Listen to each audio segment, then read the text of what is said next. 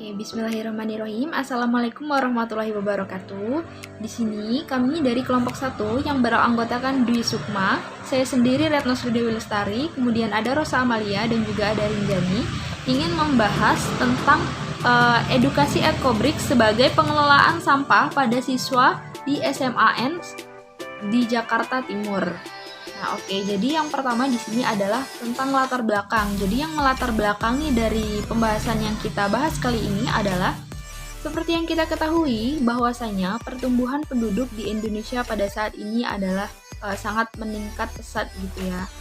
Jadi karena adanya pertambahan jumlah penduduk yang sangat tinggi, itu mengakibatkan berpengaruh terhadap berbagai masalah yang lainnya gitu, seperti misalkan karena adanya pertumbuhan penduduk yang sangat tinggi ini, maka sampah dari rumah tangga di tiap-tiap rumahnya itu menjadi tinggi pula gitu. Seiringan dengan tingginya jumlah penduduk yang ada, maka sampah juga meningkat beriringan dengan pertambahan jumlah penduduk tersebut gitu.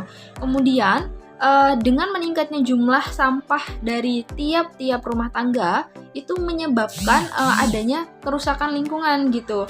Mengapa demikian? Seperti yang kita tahu bahwa sampah ini sangat banyak sekali macamnya gitu. Ada yang sampah memang organik, kemudian ada juga dari sampah-sampah yang lainnya, seperti yang kita tahu bahwa adanya sampah plastik yang waktu penguraiannya itu memang sangat lama gitu, sehingga itu dapat menyebabkan rusak lingkungan gitu, berdampak kepada lingkungan sekitar. Kemudian selain rusaknya lingkungan yang ada dan ditimbulkan dari sampah rumah tangga, permasalahan yang lainnya adalah timbul ke permasalahan global gitu. Jadi ini tuh memang adalah suatu permasalahan yang kompleks gitu jika kita runtutkan bersama.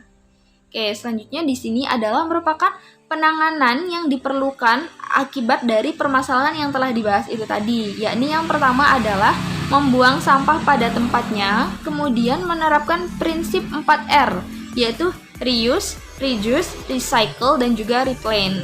Kemudian seperti yang kita ketahui tadi, setelah disinggung sedikit bahwasannya ada sampah yang memang sulit untuk diuraikan bahkan dengan waktu yang lama sekaligus, yakni adalah sampah plastik. Nah, sehingga dengan permasalahan tersebut kita semua berpikiran bahwa dengan adanya edukasi ekobrik ini mungkin akan dapat membantu meringankan permasalahan sampah yang telah kita alami dari waktu ke waktu seperti itu. Dengan adanya ekobrik ini diharapkan selain sampahnya itu tertangani, juga dapat menjadi lahan baik itu pencaharian, kemudian kreativitas, dan lain sebagainya. Jadi sampahnya itu jauh lebih untuk termanfaatkan. Oke. Selanjutnya akan dibahas oleh Dewi mengenai tentang pengertian dari apa itu ekobrik. Ya, terima kasih Saudara Retno. Di sini saya Dwi Sukma akan menjelaskan mengenai ekobrik. Nah, ekobrik merupakan teknik pengelolaan sampah plastik yang terbuat dari botol-botol plastik bekas yang di dalamnya telah terisi sampah plastik juga, yang kemudian diisi sampai padat. Nah, setelah padat, kemudian botol-botol tersebut bisa disusun. Nah, disusun itu menjadi bagian, bisa menjadi kursi, meja, atau bahkan dinding bangunan, yaitu seperti gapura kayak gitu. Ini kita bisa lihat di sini ada gambar ya. Ya, ini ada gambarnya. Ini contoh dari botol-botol bekas yang kemudian dimasukkan sama sampah plastik juga yang akhirnya menjadi keras kayak gitu. Nah, ini agar bisa lebih menarik lagi bisa dicat atau juga dihias kayak gitu. Nah, selanjutnya dari permasalahan sampah plastik tersebut, kita mendapatkan rumusan masalah. Nah, rumusan masalahnya itu ya adalah bagaimana cara membuat ekobrik, lalu apa keunggulan dari ekobrik kayak gitu. Sehingga tujuan kita di sini adalah mengajak para siswa SMA X di Jakarta untuk dapat mengelola sampah plastik yang sekiranya mereka sampah plastik itu tidak bisa digunakan kembali. Ya, selanjutnya akan penjelasan metodologi. Selanjutnya, kemudian saya akan menjelaskan mengenai metode penelitian. Yang pertama adalah sampel yang kami gunakan merupakan siswa SMA negeri di Jakarta Timur. Untuk saat ini kami masih belum menentukan SMA negeri mana yang akan kami tuju. Kemudian untuk variabelnya, untuk variabel terikat kami menggunakan SMA negeri Jakarta Timur, siswa SMA negeri di Jakarta Timur.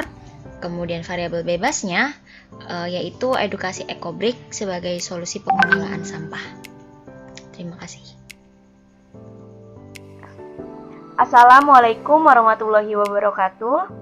Perkenalkan sebelumnya, nama saya Rosa Amalia. Di sini saya akan melanjutkan presentasi teman saya. Pertama, saya akan membahas mengenai desain penelitian, lalu dilanjutkan dengan parameter. Adapun desain penelitian yang digunakan pada proyek kali ini yaitu desain penelitian eksperimental. Penelitian eksperimen atau percobaan adalah rancangan penelitian di mana peneliti dengan sengaja memberikan suatu perlakuan atau intervensi kepada subjek penelitian dengan tujuan untuk mengetahui pengaruh perlakuan tersebut terhadap variabel terikat. Adapun parameter yang kami gunakan yaitu ada dua. Yang pertama parameter data primer, di mana pertama ada observasi, yang kedua ada kuesioner. Observasi kami lakukan untuk mengetahui sekiranya sampel mana yang akan kami tentukan, siswa sekolah mana. Nah, kemudian kuesioner akan kami berikan sebagai bahan evaluasi terhadap edukasi ekobrik yang telah kami berikan kepada siswa SMA tersebut.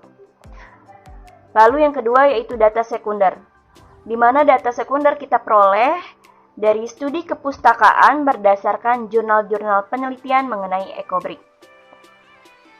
Nah, sekian dari kelompok kami. Kurang lebihnya mohon dimaafkan. Wassalamualaikum warahmatullahi wabarakatuh.